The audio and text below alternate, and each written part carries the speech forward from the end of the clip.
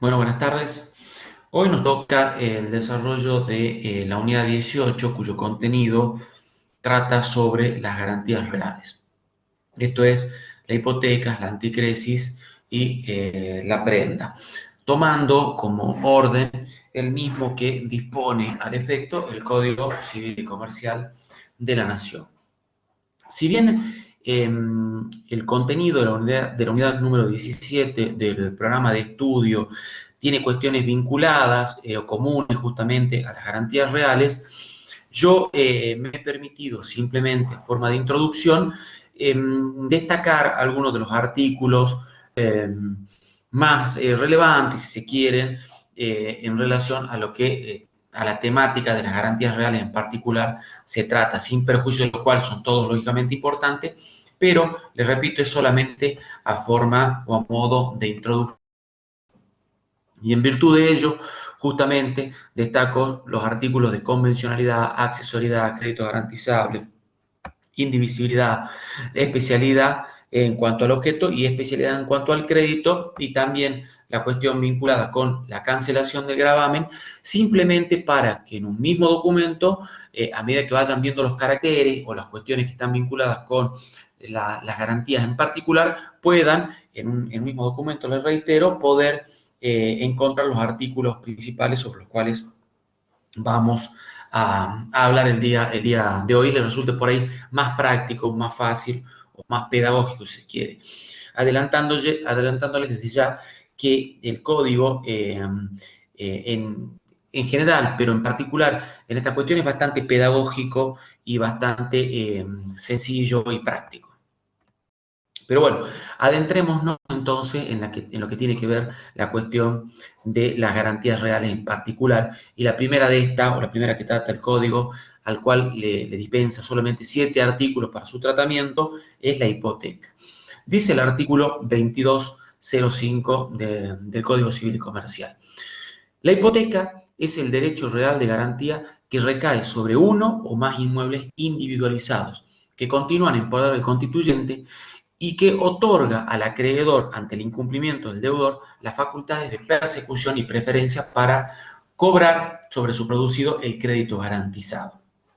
Es decir, que conforme lo dispone justamente el artículo, si recordamos el artículo 1883, la garantía puede recaer no solamente sobre los inmuebles perfectamente individualizados, como lo determina el artículo 2205, sino, lo repito, como también lo dispone el artículo 1883, también va a poder recaer sobre derechos, pero no sobre todo derechos, sino sobre aquellos en los que taxativamente la ley autorice o dispense la posibilidad de que recaiga esta garantía real. Básicamente lo hace, ya se lo adelanto, sobre, por ejemplo, el derecho del superficiario a construir, que está contenido en el artículo 2120 del Código Civil y Comercial. Además, también debemos destacar que al acreedor hipotecario, al igual que los titulares de los derechos reales, le asisten los derechos de persecución y preferencia, como específicamente lo acabamos de leer en el artículo 2205, y además también la preferencia de poder cobrar con respecto, es decir, con un privilegio especial con respecto al cobro de su crédito. Finalmente, no debemos olvidar que el acreedor hipotecario goza de una suerte, si se quiere, de derecho mixto. Es decir, por un lado es titular de un derecho personal u obligacional y por el otro es titular de un derecho real de garantía, que justamente garantiza ese crédito personal u obligacional. Es decir, tiene esta suerte de doble faz. Con respecto a la naturaleza jurídica, si bien se discute, si se quiere, la calidad de derecho real de la hipoteca, pues parecería justamente no ser un derecho real porque le falta la posesión. Fíjense justamente lo que dice el artículo 2005, dice que continúa en poder del constituyente, es decir, estos inmuebles individualizados sobre el cual recae sobre la hipoteca, continúa en poder del constituyente. Entonces, parecería justamente que le falta la posesión, es decir, le falta la posesión. Al no existir esta posesión, en consecuencia, esa relación directa con la cosa propia de los derechos reales no existe en la hipoteca y en virtud del cual se pone en tela de juicio el carácter de derechos reales de esta. Sin embargo, ninguna duda cabe que es un derecho real y justamente por ello se encuentra así enumerado en el inciso L del artículo 1887. Con respecto a los caracteres, tiene la hipoteca los caracteres comunes de todas las garantías reales. Esto es la convencionalidad, es decir, que las partes de común acuerdo justamente la fijan, la determinan, la accesoriedad. Acá hay un pequeño error que no tiene que ver con la diapositiva, sino que cuando se transforma ese PDF para bajarlo a la plataforma, fíjense que dice accesoriedad y dice excepción del artículo 2189, crédito futuro. Esto no es una excepción a la accesoriedad, sino que es una excepción a la especialidad en cuanto al crédito. Eso les pido que lo tengan presente porque no tiene que ver con una excepción a la accesoriedad. El siguiente carácter dice especialidad en cuanto al objeto. Esto tiene que ver justamente con que el inmueble, como también el crédito, cuando así lo determine o así lo autoriza así la ley, debe estar perfectamente individualizado.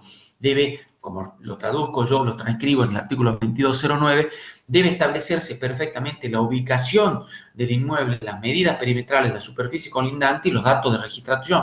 Esto es lo del folio real, la nomenclatura catastral y todas las especificaciones que sean necesarias para su determinación. La especialidad en cuanto al crédito quiere decir que cuando se trate de un crédito tiene que estar también perfectamente determinado, pero el artículo 2189 trae la posibilidad de que no exista en ese momento, sino que se trate lógicamente de un crédito futuro. A eso mencionaba, si se quiere, como excepción, que está mal puesto ahí, se los marcaba recién.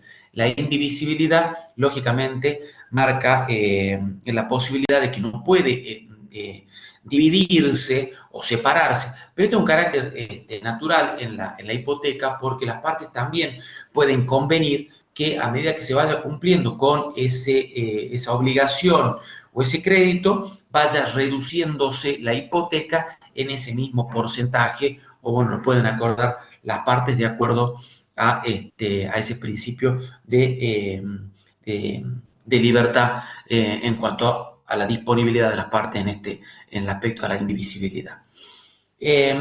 Luego viene justamente el tema vinculado con la hipoteca de la forma, el tema relacionado con la forma. Bueno, legitimación. La legitimación dice puede constituir hipoteca los titulares de los derechos reales de dominio, condominio, propiedad horizontal, conjuntos inmobiliarios y superficie. Fíjense en de que no menciona los tiempos compartidos ni tampoco el derecho de sepulcro. El derecho compartido no le cabe la cuestión vinculada a la posibilidad de poder generarse un derecho de garantía de hipoteca. A los sepulcros, si bien no lo menciona, sí puede establecerse sobre los sepulcros, sobre los derechos de sepulcro, hipoteca, cuando estos lógicamente ya han sido transmitidos, pero no sobre cualquier crédito, sino sobre los créditos de la parte que le falte pagar por la adquisición de ese inmueble, de ese derecho real de sepulcro, pero también sobre los derechos de expensa, por ejemplo, o sobre la construcción del sepulcro, también puede constituirse derecho de hipoteca.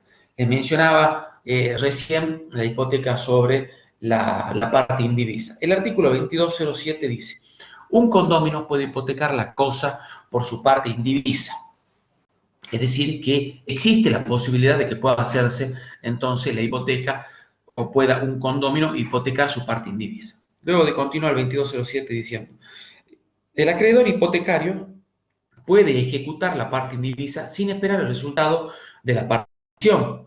Mientras subsista esta hipoteca, la partición extrajudicial del condominio es inoponible al acreedor hipotecario que no presta consentimiento expreso. Es decir, que conforme lo dispuesto por el artículo 2207, en caso de incumplimiento del deudor, el acreedor puede ejecutar la garantía real y cobrará su producido, es decir, puede ejecutar la garantía real sobre la parte indivisa de este condominio. Por su parte, el adquirente, es decir, aquel que compra en subasta o en remate, esta parte lógicamente va a pasar a ser condómino del inmueble. En otras palabras, va a pasar a ocupar el mismo lugar que ocupaba el deudor condómino de ese inmueble. En su parte final, lógicamente, el artículo 2207 nos habla de la partición extrajudicial, es decir, cuando los condóminos llevan adelante la división del condominio en forma extrajudicial. Esa división del condominio es inoponible al acreedor hipotecario si no prestó el consentimiento. Razonamiento adecuado, o que parece o que se presenta lógicamente como adecuado, atento a que la hipoteca quedaría sin efecto por el carácter declarativo de esta partición, pues no es traslativa de derecho conforme lo determina el artículo 2403 del Código Civil y Comercial. En cuanto a la forma en que se realiza o que se debe constituir la hipoteca, el artículo 2208 nos habla justamente de que debe ser realizado por escritura pública. Dice el artículo 2208. Forma del contrato constitutivo. La hipoteca se constituye por escritura pública, excepto expresa disposición legal en contrario. La aceptación del acreedor puede ser ulterior siempre que se obtenga con la misma formalidad y previamente a la registración, es decir, ninguna duda cabe, salvo excepción que la hipoteca se constituye por escritura pública. La duración de la inscripción, que no debe ser confundida lógicamente con la caducidad de la hipoteca, es de 35 años. Fíjense que el artículo 2210, originariamente en el Código Civil y Comercial, establecía el término de 20 años, existiendo lógicamente la posibilidad de poder renovarse. Sin embargo, la ley 2771, en su artículo 24, dispuso el reemplazo de ese artículo por el siguiente. Dice: los efectos del registro civil, los efectos del registro de la hipoteca se conservan por el término de 35 años si antes no se renueva. Es decir, simplemente la modificación es cuantitativa. Se refiere a la extensión de la duración de la inscripción en los registros de la hipoteca, ya no por 20 años, sino por 35. Recordemos que el de la caducidad se sigue manteniendo y la diferencia que existe entre la inscripción de la caducidad, el tiempo de la caducidad con respecto a la inscripción, se refiere a que, fíjense, el de la caducidad, el de la inscripción es mayor y tiende, o solamente el efecto tiene por objeto, mantener la inscripción por más tiempo que la caducidad con el objeto o a los efectos simplemente de resguardar eventuales complicaciones que se podrían presentar o presentarse con posterioridad a la caducidad de la inscripción de la hipoteca. Situación en la que nosotros vamos a volver a explicar con más claridad seguidamente. El segundo o la segunda garantía real que describe el código es la anticresis, que trata, el Código Civil Comercial, es la anticresis. Dice la anticresis, o el concepto de anticresis determinado en el artículo o detallado en el artículo 2212 que yo les transcribo. La anticresis es el derecho real de garantía que recae sobre cosas registrables individualizadas, cuya posesión se entrega al acreedor o a un tercero designado por las partes, a quienes se autoriza a percibir los frutos para imputarlos a la deuda. Es decir, que nosotros de esta definición, de esta clara definición que nos da el Código Civil y Comercial en el artículo 2212, ya podemos destacar algunas diferencias que tiene con respecto a la hipoteca. Es decir, la anticresis es también un derecho real, pero que recae sobre cosas registrables individualizadas. Es decir, que puede recaer tanto sobre inmuebles, que son lógicamente registrables, pero también sobre cosas muebles registrables, pero individualizadas, cuya posesión, que es la segunda diferencia, se entrega al acreedor o a un tercero designado por las partes. Es decir, que en este caso sí existe una tradición de la cosa al acreedor o inclusive a un tercero que de común acuerdo las partes hayan designado. Fíjense la importancia de las diferencias como para distinguir en primera medida ya la hipoteca de la anticresis. En cuanto a los caracteres, se respetan los mismos caracteres que nosotros venimos teniendo o que mencionamos con respecto a la hipoteca, es decir, el carácter de la convencionalidad, porque nace del acuerdo de las partes y se constituye a través, lógicamente, por ejemplo, de un contrato. La accesoriedad, porque es accesorio de un derecho que es principal y que es este derecho personal u obligacional. La especialidad del objeto, contiene el artículo 2188, 2188 y 2189 del Código Civil y Comercial. La publicidad, que se cumple mediante la inscripción en el registro público de propiedad o dirección de inmuebles, no sé, depende cómo esté constituido cada uno de las jurisdicciones en donde ustedes residan. Y recordemos, aparte, que la publicidad conlleva como efecto la posibilidad de oponer este derecho respecto a terceridad y la indivisibilidad, a la cual cabe remitirse a lo que dijimos con respecto a la hipoteca. Con respecto a la forma de constitución, cabe también hacer la distinción porque, como resaltábamos, destacábamos recién, no solamente el anticresis puede caer sobre inmuebles, sino también sobre cosas muebles registrables. Y entonces la constitución de la forma también va a variar. Es decir, si recae sobre inmuebles, indiscutiblemente se debe realizar por escritura pública. Pero si recae sobre muebles registrables, la forma en la cual se puede o se debe realizar la anticresis va a estar inescindiblemente unida con el objeto sobre el cual recae la anticresis, el objeto registrable o el bien mueble registrable sobre el cual recae la anticresis, porque de acuerdo a eso va a ser o va a tener que ser hecha mediante escritura pública o podrá ser hecha mediante instrumento privado.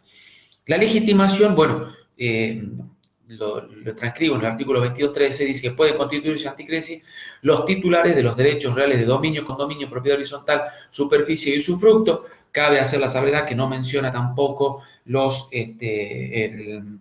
el tiempo compartido ni el derecho de sepulcro, sobre los cuales no se puede constituir en este caso anticresis, pero cabe sí recordar que para su constitución se requiere el asentimiento del cónyuge o del conviviente, situación que no lo mencione en la hipoteca, pero cabe hacer en esta oportunidad la salvedad que se aplica igualmente para estos casos.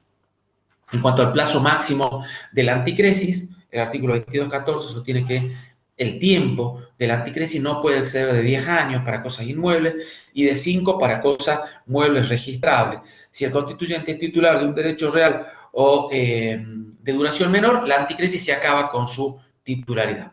Cabe destacar que el artículo 22.14 trae como parte positiva, fase positiva, el hecho de que establezca un plazo máximo para la anticresis, pero sí aparecen o se destacan como un poco cortos los plazos que se han detallado. Es decir, al tratarse de un derecho real justamente de esta importancia, si bien destacamos o se puede destacar que se hayan dispuesto plazos máximos, el enunciado del artículo 22.14 se aparenta por lo menos ser o quedarse un poco corto en cuanto a estos plazos. Seguramente en los próximos tiempos veremos alguna modificación con respecto a estos plazos, llevando seguramente a 15 para cosas inmuebles y a 10 el plazo máximo de la anticresis para cosas muebles registrables. Con respecto a la extinción, la anticresis puede extinguirse antes del plazo si el acreedor anticresista incumple con sus deberes. Más allá de, digamos, la extinción se puede producir por estos casos, más allá del enunciado que hace la parte final del artículo 22.14. Es decir, el incumplimiento de los deberes del acreedor anticresista trae como consecuencia la extinción de este derecho real de garantía. Yo les transcribo acá no solamente los deberes, sino también los derechos contenidos en el artículo 22.15 del Código Civil y Comercial y el 22.16, los deberes del acreedor anticresista. Que dice, el acreedor anticresista debe conservar la cosa. Claro, es fundamental la conservación de la cosa conforme el fin o el destino que esta tiene. El hecho de que el acreedor anticresista no conserve la cosa de acuerdo a su finalidad y su uso provoca justamente la extinción de este tipo de garantía conforme lo determina el artículo 22.16. Y es de destacar también que el acreedor anticresista puede percibir los frutos y explotarla él mismo, es decir, puede percibir los frutos de la cosa y explotar. Inclusive darle en arrendamiento o en locación o habitar el inmueble, es decir, hacer uso de la cosa, en cuyo caso el valor que la locación tenga puede, claro, no la va a recibir de otra persona, sino puede imputarla al pago de ese crédito. Por eso dice que puede percibir los frutos de la cosa, lógicamente, para imputarlas al pago de ese crédito o explotarla él mismo, darle el arrendamiento. Ese arrendamiento es una percepción de fruto y tiene que imputarla al crédito. Puede habitar el inmueble o utilizar la cosa mueble imputando como fruto el alquiler que otro pagaría. Claro, no lo paga otro, pero el valor que otro pagaría por esa cosa o el valor que tenga en plaza el alquiler o locación de esa cosa debe ser imputado entonces al pago de ese crédito. Con respecto a, bueno, la extinción ya mencionamos, vamos con respecto entonces a la prenda. La prenda, el Código Civil y Comercial de la Nación divide el tratamiento de la prenda en tres grandes partes. La primera, que refiere a disposiciones generales a la prenda. La segunda, que habla de la prenda de cosas y hace remisión también a la legislación especial de prenda de cosas registrables. Es decir, que esta segunda parte, a su vez, nosotros podríamos dividirla en dos: la prenda de cosas y la prenda de cosas registrables. Y finalmente la tercera parte, que habla de la prenda de créditos. Valga la mención acá de que ya podemos distinguir dos tipos de prenda, es decir, la prenda de cosas común y la prenda de cosas registrables, o lo que denominamos prenda con desplazamiento. Perdón, prenda sin desplazamiento. Ya me estaba equivocando.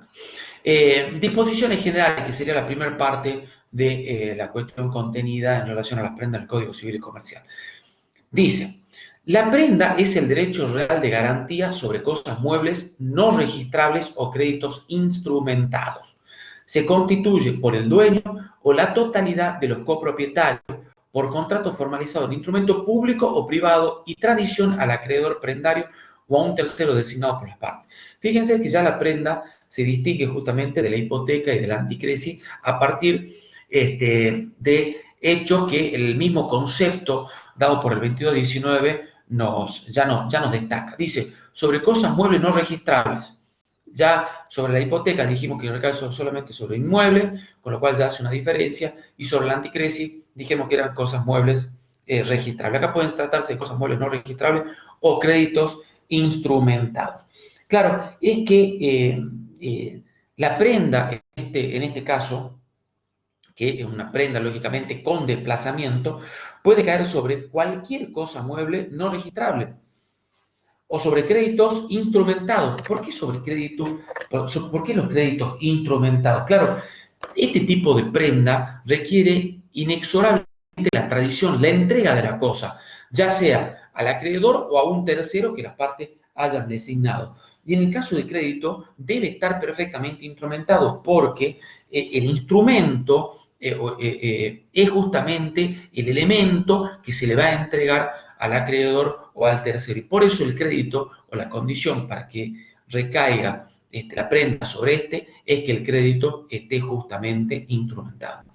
Con respecto a los caracteres, repetimos nuevamente, o vale lo que nosotros ya dijimos sobre la hipoteca y la anticresis, porque repetimos o reiteramos los mismos principios, los mismos caracteres: la accesoriedad, la convencionalidad, la especialidad en cuanto al crédito y al objeto, y la indivisibilidad de estos.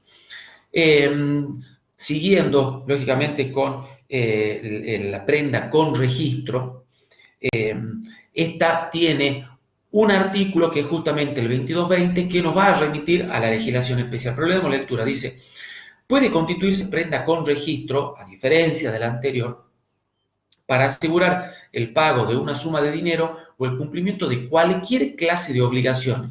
Fíjense en la importancia, ¿no? Cualquier clase de obligación a la que los contribuyentes le atribuyen, a los efectos de la garantía prendaria, un valor consistente en una suma de dinero sobre bienes que deben quedar en poder del deudor o del tercero que los haya prendado en seguridad de una deuda ajena. Esta prenda se rige por la legislación especial, que no es otra que la ley de prendas con registro. Es decir, que esta prenda, a diferencia de la prenda común de cosas, esta prenda no tiene desplazamiento, es una prenda sin desplazamiento. La cosa queda justamente en poder del deudor o en poder de un tercero que haya prendado en seguridad de una deuda ajena. Esa es la diferencia fundamental entre estos dos tipos de prenda.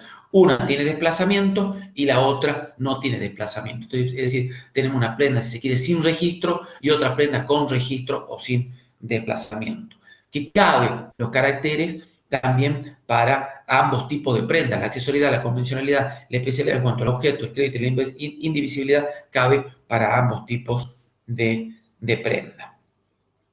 En cuanto a la prenda de cosas muebles no registrables, reiteramos, se trata de cosas muebles no registrables. En el caso de la prenda con registro, esto no es así, o créditos instrumentados, es decir, que se ejerce mediante la posesión. Por eso yo justamente se los destaco aquí, se ejerce por la posesión, se ejerce por la posesión. Por eso el artículo 22-21 dice, los derechos provenientes de la prenda solo subsisten mientras el bien afectado se encuentra en poder del acreedor o del tercero designado, porque como es un derecho real de garantía que se ejerce mientras la posesión, se subsisten mientras estos sigan en posesión de la cosa.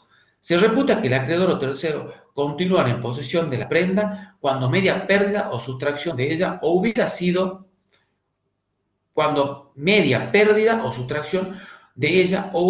entregado a otro con obligación de devolvérsela. Por ejemplo, hubiese entregado a otro, pero tiene la obligación de restituir la cosa ante el requerimiento o en un tiempo determinado.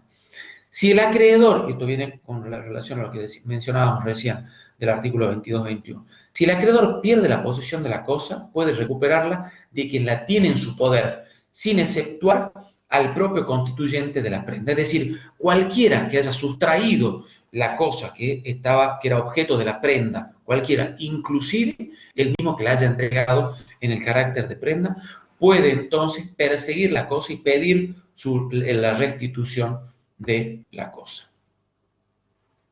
Forma de oponibilidad de la prenda, es decir, la forma de constitución y la oponibilidad de la prenda, se lleva adelante mediante un contrato que según sea con desplazamiento o sin requiere distintos requisitos, y yo les pongo justamente acá el artículo 22-22 y 22-24 en relación a esto, porque si se trata de una prenda que es sin registro o con desplazamiento, puede realizarse mediante un instrumento privado. Ahora, si es con registro, ya ahí la situación cambia y puede requerirse entonces el instrumento público. Con respecto a la oponibilidad, basta referirse entonces a los artículos 22-22 y 22-24 del Código Civil y Comercial.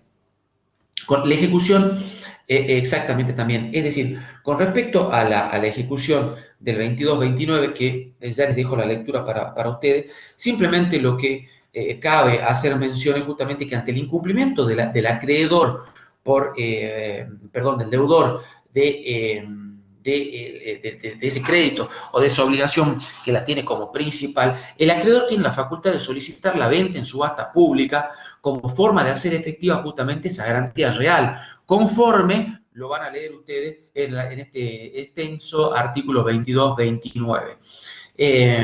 Y ¿cómo se va a hacer esta subasta pública? Bueno, claramente tiene que hacerse o llevarse adelante en el diario de publicaciones, en el caso de una provincia, en el boletín oficial, seguramente será en las distintas jurisdicciones exactamente de la misma forma, se lleva adelante el remate, la subasta de ese objeto, y de lo producido por ese objeto entonces se cobra este acreedor prendario.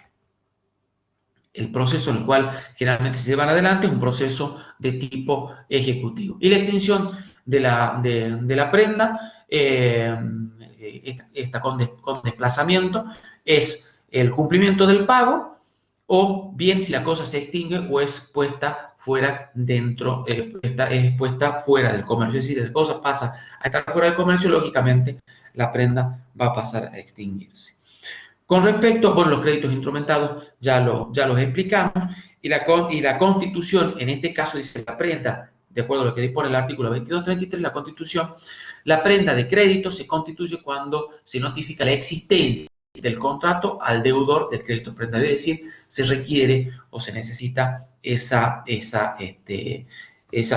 notificación. Bien, con respecto a la prenda con registro, la ley que regula la prenda con registro es la ley 12.962. Fíjese que el artículo 2 justamente sostiene que los bienes sobre los cuales recaiga la prenda con registro quedarán en poder del deudor o del tercero que los haya prendado en seguridad de una deuda ajena. Es decir, que esta prenda con registro, una vez que se constituye, este bien o estos bienes quedan en poder del deudor, pero también pueden quedar en poder de un tercero cuando éste haya prendado en seguridad justamente de una deuda ajena. A este efecto, y con el objeto de no hacer más extensa e innecesaria la exposición, simplemente cabe remitirse a los artículos que yo les transcribo en estas filminas referente a la prenda con registro y a la ley de prenda con registros. Con esto y la lectura, sí, por supuesto, del material que nosotros les brindamos como bibliografía básica para este tema en particular va a resultar suficiente. Sin perjuicio de esto, la cancelación de la prenda también es algo que es sumamente sencillo a través de la lectura del artículo. Sin perjuicio de esto, les decía, yo les voy a dejar esta presentación también por separado en la clase para que la puedan consultar sin necesidad de ver la clase, sino como una ayuda o un repaso a lo que ustedes vayan estudiando para, ya sea para los parciales o para el final de la materia. Espero les haya sido de utilidad y cualquier cuestión que esté vinculada con este punto, ya saben que tienen a disposición el foro para ir haciendo las consultas que estimen pertinente. Así que con esto me despido y espero encontrarlos en el próximo encuentro. Desde ya, muchas gracias.